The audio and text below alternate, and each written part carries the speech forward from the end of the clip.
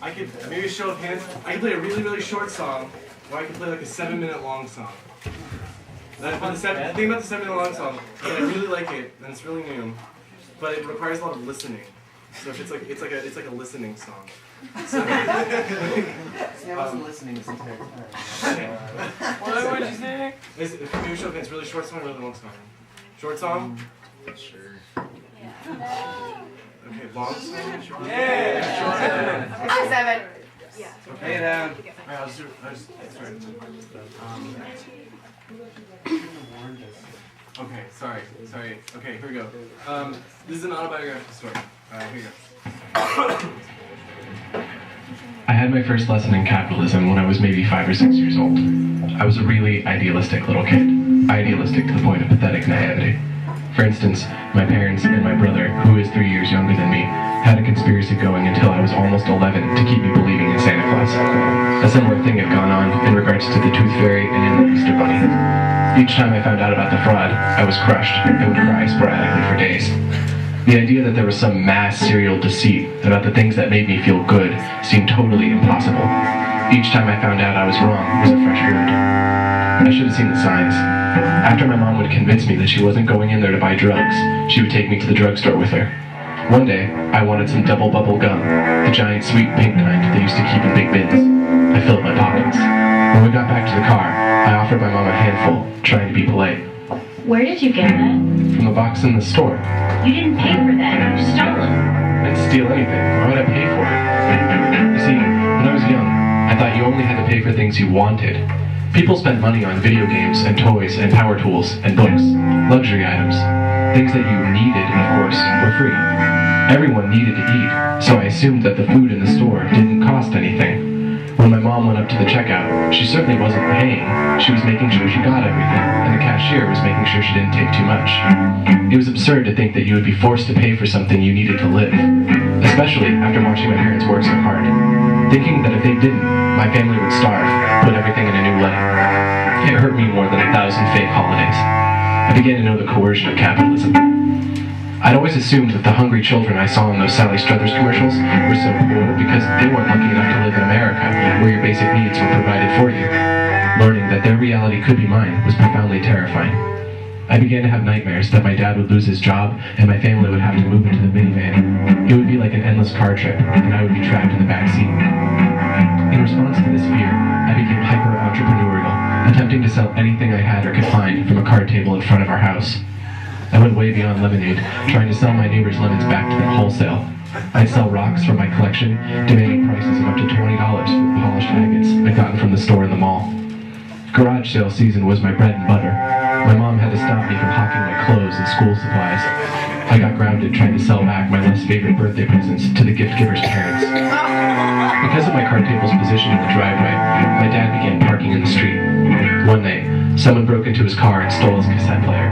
After that, I wasn't allowed to have my store outside anymore. I was filled with anxiety. My mom tried to reassure me by reminding me that the only people I had sold anything to was her and my uncle, and I could just as easily set up shop in the house. It didn't work. She didn't understand that without my job, the future was totally unsure. I began calling the numbers for correspondence courses I saw advertised on TV, also by Sally Struthers. I was ready to figure out my life. I figured that if I started right then, I could be a legal aid by the 3rd grade, and I could go to work with my dad, who was an attorney. When I started getting mail about the GED and the DeVry Institute, I lost my phone privileges. A couple of years later, when I was in the 6th grade, I started reading Karl Marx, and was instantly hooked. There was a specter hovering over Southern California, the specter of my questionable interpretation of communism. I was routinely thrown out of social studies for quoting from Mao's Little Red Book. I began lugging around a huge copy of Capital, which I used less for reading and more for intimidating teachers with. Communism was very appealing to me, because it was the first time I had thought about challenging capitalism. My childhood fear of poverty was still very real, and Glorious Revolution was worlds more entertaining than the life of hard work I was being groomed for. It was not uncommon for my dad to work 10 to 12-hour days. My mom had gotten a new job at a university in LA, and had to commute 3 hours in traffic each way just to go 40 miles. I would lead the revolution for them as much as for myself. In fact, I don't think I communicated very well. My dinner time lectures about armed struggle and the importance of mobilizing the proletariat didn't go over as well as I hoped, and more often than not, I'd end up eating food in my room with no TV. As the years went by, I lost some of my political edge, becoming more interested in listening to rock and roll, drinking alcohol, writing poetry, and having sex with people. Since I had a hard time fitting Lenin into the equation, he kind of dropped out of the picture. That is, until I was in the 10th grade. In 1999, the WTO went to Seattle, and the Democratic National Convention went to Los Angeles. A friend of mine, and a great political hero in my eyes, actually ran away from home to go see Rage Against the Machine playing downtown. During the resulting riot, she was shot with rubber bullets and beanbags and arrested. She showed us pictures of her yelling at the police from a computer in the school library. I learned for the first time about anarchism, an insane idea I immediately disregarded, leaning heavily instead on my old Soviet laurels. I learned about the Black Bloc and about direct action. I didn't pay any of it much mind, but as soon as I began dusting off my Trotsky collection, my government teacher showed us a documentary about Stalin, mostly for my benefit. Oops. It seemed that my history had suffered a little for the sake of my politics. I wouldn't say I considered myself an anarchist, but when I left home at 18, I was determined to meet someone who did. Due to an extremely unfortunate misunderstanding, I believed I would find those people in the modern hippie subculture. As it turns out, building communes is not nearly as popular as doing ecstasy and leaving dirty dishes everywhere. I snapped out of it quick, mostly due to another lesson in capitalism.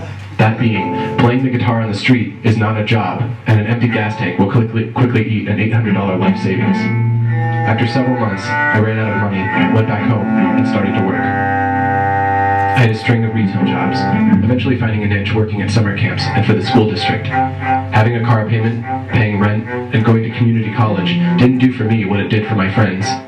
While they started wearing cologne and referring to the places they worked as their company, I grew more radical.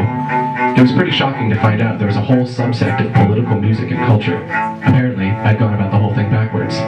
I embraced these new social groups, doing food not bombs, protesting the start of a new war, and reading constantly. My ideas about anarchism have developed a lot since then, but I've yet to grow out of it. The betrayal I felt when I learned that work wasn't something you did because you wanted to is still fresh. The memory of my dad doing paperwork late into the night and every weekend, the image of my mom falling asleep in her work clothes with her glasses on in a chair, the exhaustion of a 10-hour day labor shift with no satisfaction except the knowledge that I'd be breaking even for at least another week. All this is a slap in the face of my 6-year-old self. Knowing that I have it easier than most people ever will twists my guts into knots. Capitalism isn't an unfortunate circumstance. It's a highly personal attack, an insult on everything good about being alive. I still want to liberate my mom and dad, a fact they still don't like to hear about. My family still conspires to protect me, like when my dad had heart surgery, and no one told me until after it happened, because they knew I'd worry until I was sick, being so far away. Many things are still the same, and in many ways, I'm still a child, odd and wordless, with the realization that something so terrible could be true. I'm not an anarchist because I'm a reckless idealist. I'm an anarchist because I owe it to myself and my family. I was once a little kid who was hopelessly naive, and it was my proudest moment.